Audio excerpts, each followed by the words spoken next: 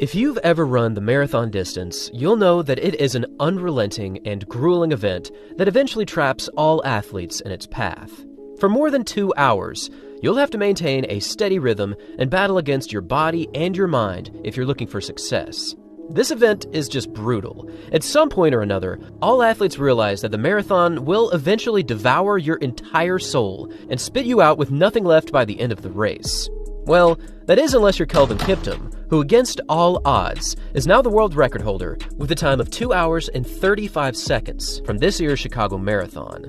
Unlike anyone else in history, Kiptum's rise to the top has been swift, flawless, and absolutely historic. In just 3 races he has run, he has been completely and utterly untouchable, achieving some of the most insane splits that the marathon has ever seen.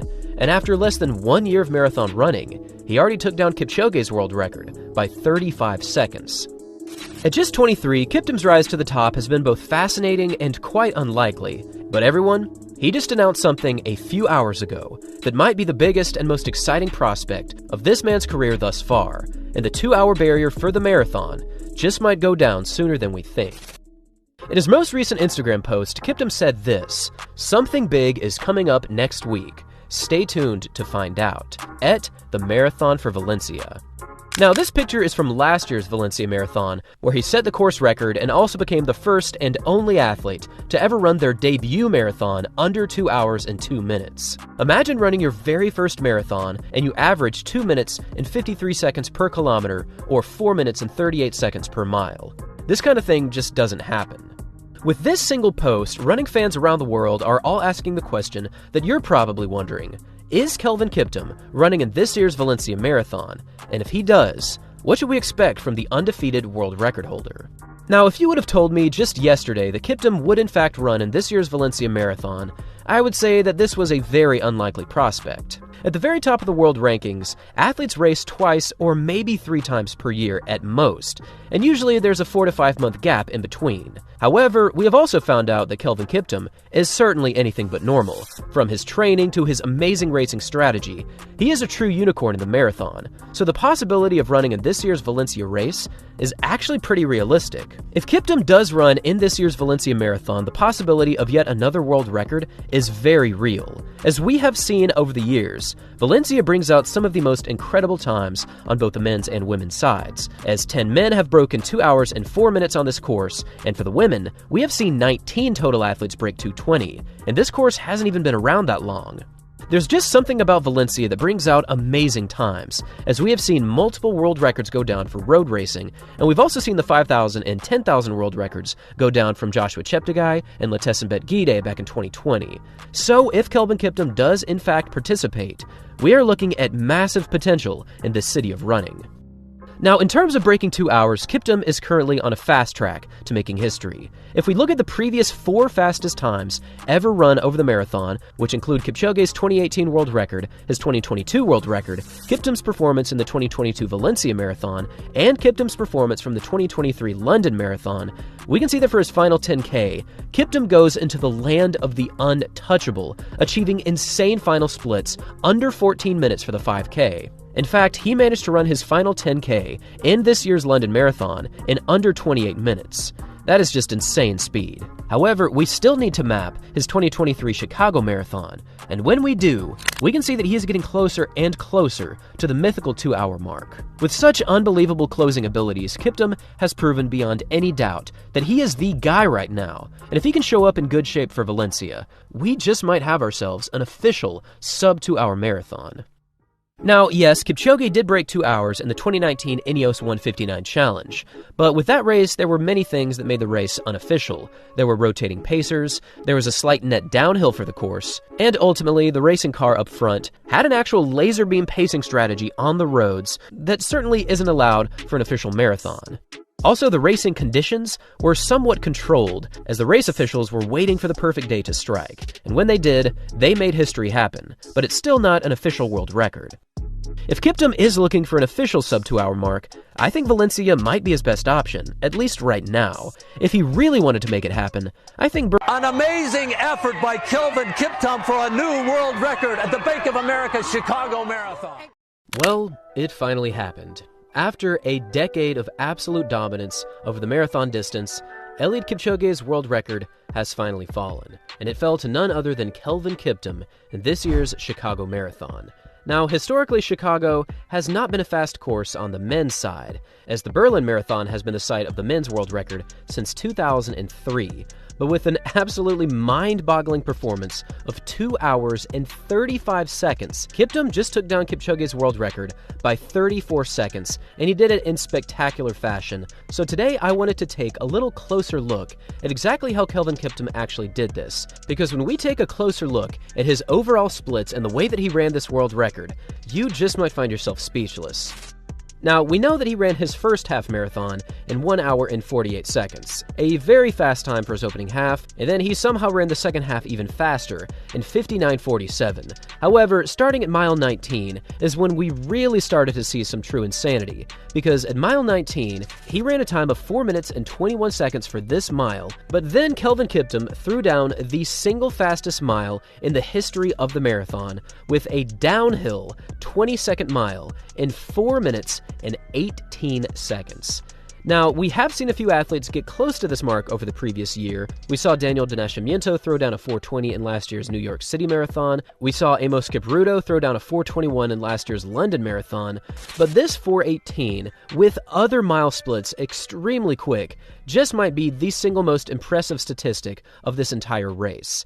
Now, from 30 to 35K, this is when he really started to push into another dimension, because he ran a 13:51 for this 5K, and then 35 to 40 kilometers was achieved in 14 minutes and 1 second. Putting these two 5K splits together means that he closed this race with a final 10K in under 28 minutes, once again, just like he did in London a few months before this race. But it also makes him the only athlete to run a sub-28-minute split in the middle of an official marathon, and he's already done it twice.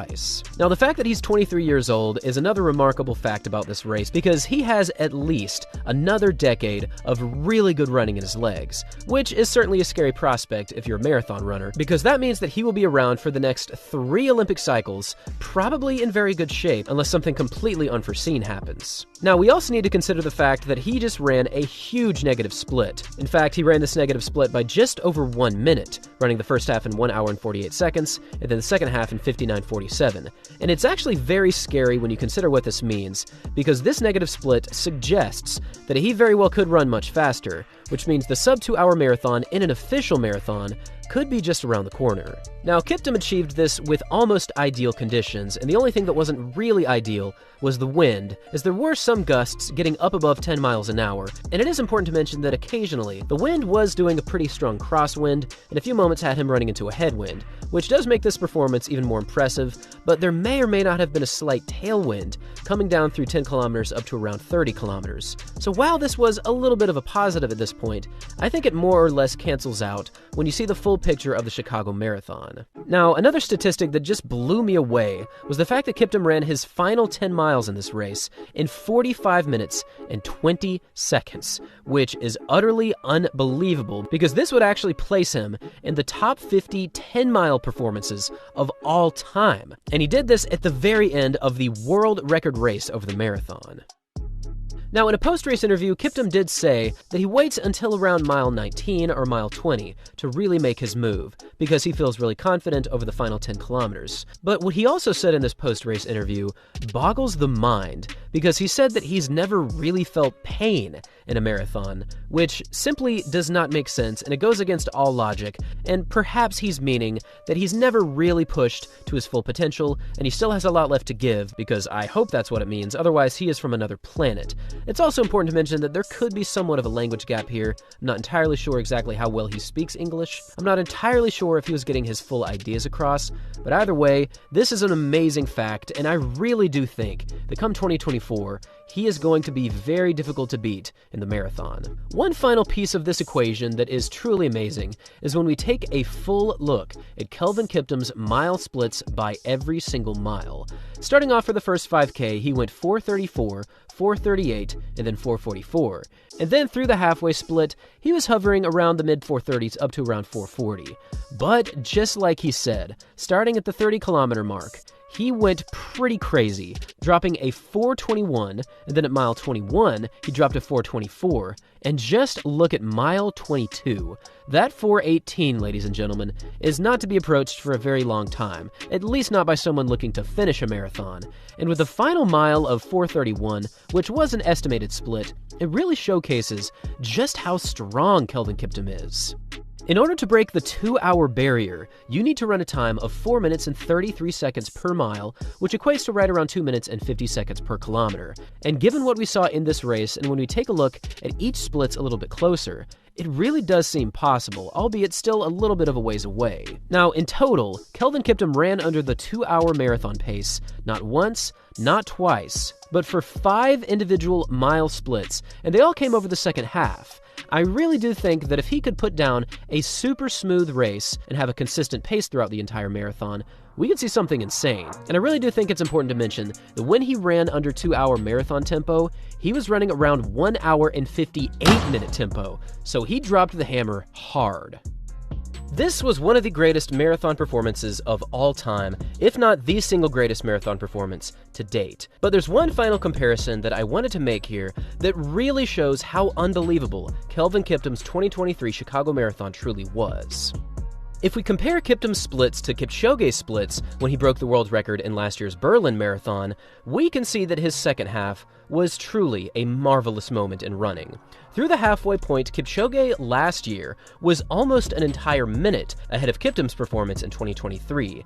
However, as we have already mentioned, Kiptum did some crazy stuff over the final 10 kilometers. From 30 to 35 kilometers, Kipchoge ran a time of 14 minutes and 30 seconds, and when we compare that to Kiptum this season, he was 40 seconds faster, and even more impressive, Kiptum's final 5K was actually over 40 seconds faster than Kipchoge's time last season. This really showcases just how fast Kiptum was moving, even against Kipchoge and his world record. And when you take all of this into consideration, from his amazing second half, to his 13:51 5-kilometer split, to his 4:18 mile, it's almost undeniable to say that Kiptum right now might be the world's best marathoner. Eliud Kipchoge is still the greatest of all time. His legacy will live on forever, there is no denying that. However, at the moment at least, Kiptum does appear to be the better marathoner. And now I'll pass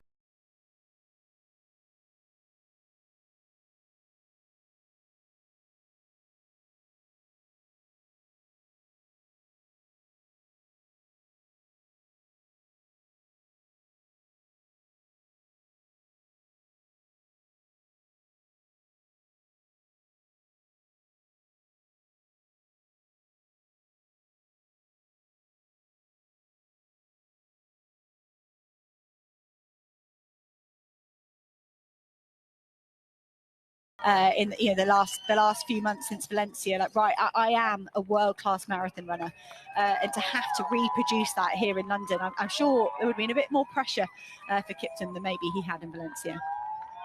Yeah, he still looks good. He still looks strong. Just an update on the Battle of the Brits. Emile Caress is sat at around 2:07:20 pace. And Mo Farah is still on course out there around about 2:08 pace. So Mo is still having a good run out there. He went off maybe a little bit too hard. We did say that early. He was itching to get that pace moving, whereas we felt like he should have sat back just that little bit. But Emile is rallying, as is Kelvin Kiptum, who is absolutely flying home down the embankment. The spectators are starting to make some noise. That is just going to get busier and busier and busier as our elite men come through, and then the championship entries, and then the masses. Like I say, the battle is for 1, 2, 3 in this men's race, and there is also a battle for the 1, 2, 3 British spot. So we'll try and keep you posted. But if you are following along at home or around the world, then download the London Marathon app. Keep up to date with all those splits. You get them every 5 kilometres, and it's a really good way of staying in touch with everybody who's out on the roads, because we are following the men's leader, Kelvin Kiptum, the Valencia Marathon winner, the fastest debut of all time. It looks for sure like he's going to take the London Marathon title this year. He goes over to the final drink stop. We say the final drink stop. We think this one's the final drink stop. Sifan Hassan, the one that she darted over to. If you were with us watching the women's race, she made a dart over to that side of the road before going on to win the women's marathon. And it's now Kelvin Kiptum's turn to take his final drink. I do think, you know what, 1:55 through 40 kilometres, that's a great move there from Kelvin Kiptum. He ran a very fast 10-kilometre split from 30 to 40, 28:05 in Valencia. I don't think it's been quite as fast today. The course different here in London, but the move has been just as devastating. Kelvin Kiptum has blown this field apart. Last time we saw Geoffrey Kamumura of Kenya was in second. We haven't seen a figure down the back of the track there for a while. We do think that Kelvin Kiptum has lifted his pace. The course record of Eliud Kipchoge stands at 2 hours 2:37. And if the computer's right, Kelvin Kiptum is operating faster than that. Yeah, I've just had a look at that pace graph. Really interesting. It's like a U shape. It goes down, and then all of a sudden it just comes back up, and you can quite clearly see from that pace graph there's a big injection of pace at that point that we've seen out of Canary Wharf, and that has put him back on schedule for around 2:02. Now, if he is still increasing the pace, Hannah, that means he is going to go inside of 2:02. So we might not just have a course record on our hands here. We may be on for something really, really special. So again, we're saying Valencia is potentially a slower course in London. We may see him go faster than he did in Valencia. I don't think we're going to see a world record. He's got 1 mile to go, 1:56.40. That's not going to be. Not going to be far off. And Kelvin Kiptum here, he is building momentum. He'll have the crowds to support him. He's got these bikes around him. It's not the same as having a competitor, but he's running free. He's running relaxed. Kelvin Kiptum is just coming underneath Big Ben. And the next landmark after that is Birdcage Walk. It is final stages here for Kelvin Kiptum of Kenya. This is a phenomenal run. He's a very, very talented young man, and this could be a brilliant performance here in London. I've got butterflies in my stomach. They've gone through 25 miles. Big Ben is ticking along towards 12 o'clock. And that means when Big Ben strikes at midday, Kelvin Kiptum has been on the road for exactly 2 hours. And we're looking at a time of inside 2:02 here. Kelvin Kiptum did that on his debut in Valencia. We weren't sure if it was quick enough to go that quick in the second half at London here, but he was clearly feeling it, and he has put the afterburners on, and he has gone through with 1 mile to go. And I think he's going to go inside 2:02 and absolutely smash the course record here in London. But the question is, how fast can Kelvin Kiptum go, and do we potentially have a men's world record on our hands? 55:13, that was a split through 40 kilometres. That is significantly faster than Eliud Kipchoge's split when he set the course record here in 2019. That course record surely will go. Eliud Kipchoge very gamely came to London today to start this race. He had a tricky time in Boston on Monday, coming back in 6th place, and could he be about to lose his course record? Geoffrey Kamumura just starting to struggle a little bit, but he's well underway as well. Look, London Eye on the opposite side of the road. So he's now onto embankment, and hopefully the crowds can start to pick him up as he makes his way down towards Big Ben. He is chasing Kelvin Kiptum, but that gap is huge, absolutely huge. And just to put things into perspective, the fastest marathon we've ever had in an official race is Eliud Kipchoge's 2:01.9, set in Berlin in 2022. Then Kenenisa Bekele is the second fastest man behind Kipchoge in 2:01.41. The man you see on your screens, Kelvin Kiptum, he is the third fastest marathon runner of all time, having ran 2:01.53 in Valencia. But the question is, Hannah, where will he be at the end of play today? Will he still be 3? Will he be number 2? Will he be number 1?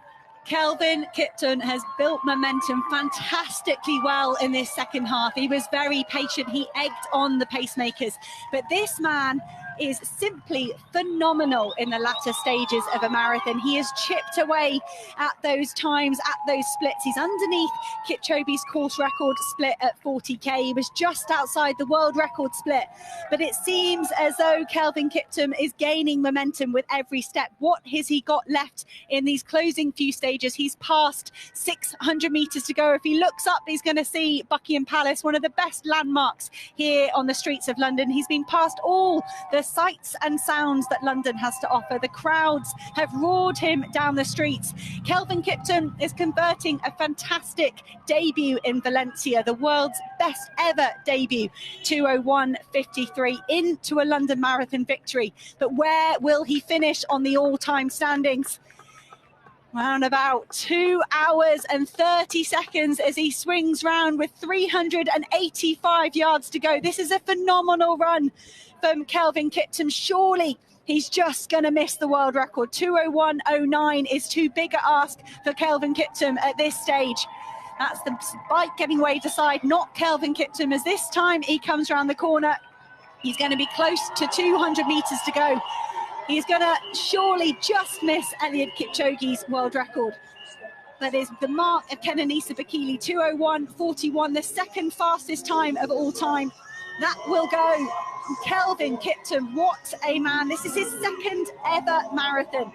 The Kenyan athlete was great over half marathon. He's run 58 minutes over that distance a few times, but that run in Valencia was fantastic. And Kelvin Kiptum is backing that up and some here on the streets of London. He's grimacing, he's gritting his teeth, he's giving everything to get towards this finish line. 2:01.26 or so. That is the second fastest marathon time ever. And he's obliterated Eliud Kipchoge's course record by over a minute. Kelvin Kiptum, what a superstar. Surely we are looking at a man that could challenge that world record of Eliud Kipchoge's, and he has given everything. Look at that. What a way to run a marathon. Wow. Wow. It wasn't on at halfway. By the time we got to Canary Wharf, it was starting to look a little bit more special. We questioned whether it was too soon. He was obviously feeling good. And that sprint finish at the end, was there a little bit more in the tank? Well, we'll find out the next time this man lines up over a marathon. But look at those celebrations. Kelvin Kiptum, you are the second fastest man in history. That is some run. London Marathon always has world-class fields. It always has world-class pacemaking. It's not the fastest course out there. So that time on this course has got to be one of the all-time great marathon performances. Yeah, we had that question. You put that question to me, Hannah, about what's the difference between that and Valencia? And I guess the other thing that we didn't discuss at the time is it's horses for courses as well, isn't it? Some people actually like a little bit of undulation on a course. Some people like the pancake flat long stretches, but some people benefit from that little bit of undulation, that break up, the twisting turns. It takes the mind off things. Paula obviously ran well here. That was the fastest marathon time for a long, long time. But Kelvin Kiptum, wow, he has just really blown this field apart. We see second in the men's race coming around the corner. Jeffrey Kamawar coming to finish second in the men's marathon. And this is still going to be a pretty quick time as well. This is a great run from Jeffrey Kamawar. 5 World Marathon major podiums from 2012 to 2017, including a win in New York. But then we haven't really seen him since that period. He's had a torrid time with injuries and disruptions. He said he felt like he was back in his 2017, 18, 19 shape. And the Kenyan was not wrong. His resurgence started in Eugene last summer with a 5th place at the World Championships. He backed that up with a really nice 4th place at the World Cross Country Championships in Australia. I'm sure he would have loved to get on the podium and pick up a medal at that prestigious race, but he knew that that was an indication he was back to his very best. Jeffrey Kamawar of Kenya is going to take 2nd place here in the London Marathon. It's a tired 2nd place. It's a brave decision at around about 30k to also up his pace. Jeffrey Kamawar is going to just about make it over the line, and that's a personal best by some minute or so. Mark of 2:05. It's from a few years ago. Jeffrey Kamawar, all hugs between the two Kenyan athletes. There's always that rivalry between Kenya and Ethiopia as well, and they'll be delighted with that one too. 3rd place coming down the mile. That's Tamarat Tola from Ethiopia. So Ethiopia are going to get themselves onto the podium. 2:03.39, his personal best. So he's going to be just outside that, but 2 PBs for the top 2 and a 2:04.58 for Tola to wind off your top 3 here in London. Now all eyes go on to Emil Caress, because I've just checked the tracker. He has come through 24.85 miles. He is into the last section, 2:07.30, around about there. Hannah are expecting, I mean, that